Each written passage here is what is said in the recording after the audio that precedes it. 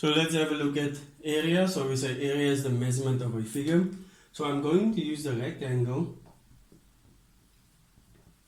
to calculate the area of the triangle as well as the area of a square.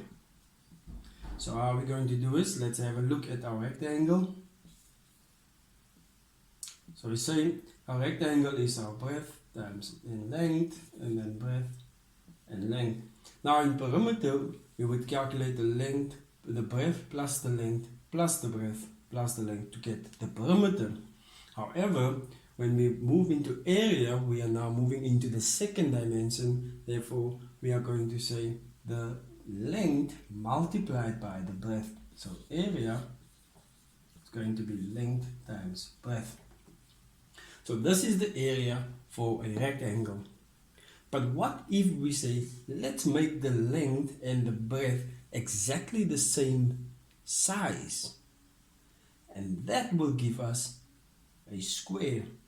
So the length and the breadth would be the same. However, when we get to a square, we call it side and side. But it is basically the length and the breadth that are exactly the same size.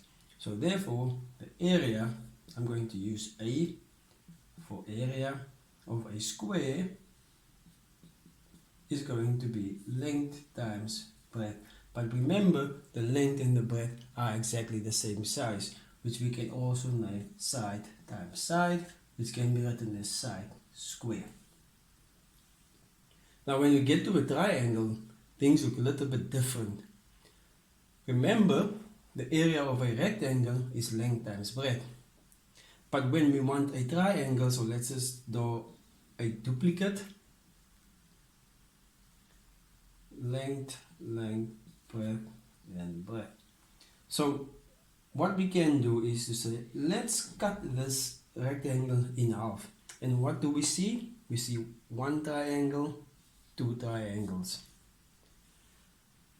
So what we can do is to say, the area of a triangle is exactly the same as length times breadth, because it does come from a rectangle. However, we only want half of the space and not the entire space, so therefore we need to divide this by 2. Now many of you are going to say, but we've been taught that area of a triangle is equal to half base times the height, or the perpendicular height.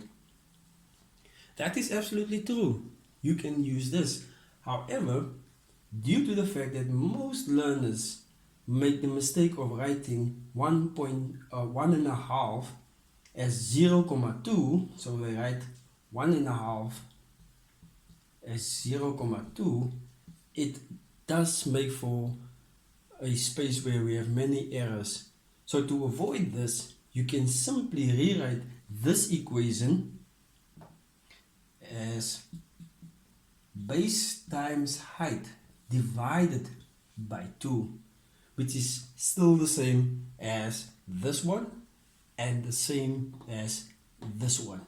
So the base, so if you look at the base is the bottom part. So here we have the base. So if you look at the human, let's say that's a human, let our human be happy.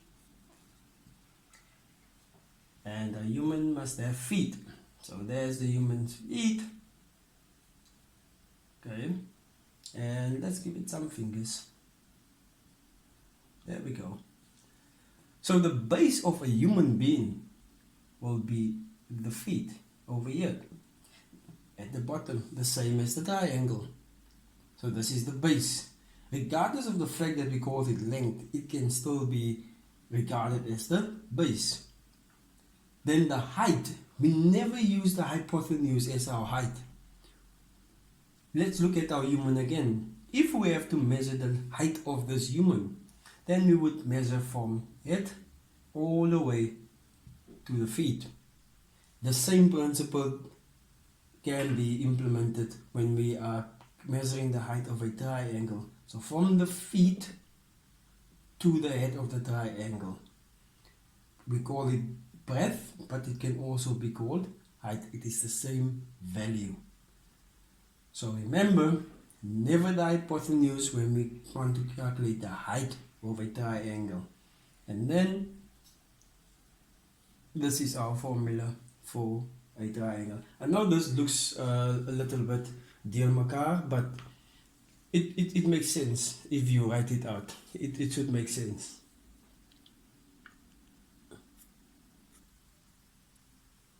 Okay, so let's have a look at the circle. So we know that there is the distance from the middle point of the circle to the border of the circle, and this is called our radius. Also, we have our constant value that it goes with the circle, which is called pi, which is equal to 3,142. So to calculate the area, or the formula for the area of a circle, we're going to say the area is equal to pi times radius squared, or we can say pi times radius, and not pi times 2 radius. So this is incorrect.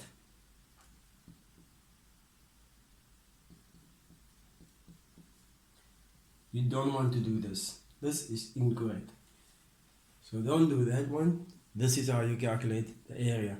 Now you can ask me, what if we only want the area for half a circle?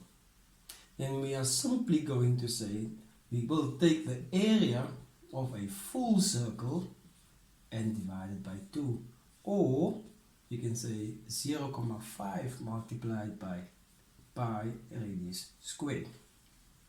What if we want, let's make this full there. So look at half a circle. What if we only want a quarter of a circle? A quarter is 1 out of 4 pieces. So it's 1 over 4 times pi radius squared. Or we can use a decimal, which is 0,25 times pi radius squared. 3/4 of a circle. So we have 1, 2, 3 out of the 4 quarters, so it's 3 out of 4. And let me rewrite that. So area is equal to 3 out of 4 multiplied by pi radius squared, or you can write it as 0.75 times pi radius squared. And that is how you calculate the area for a quarter of a circle.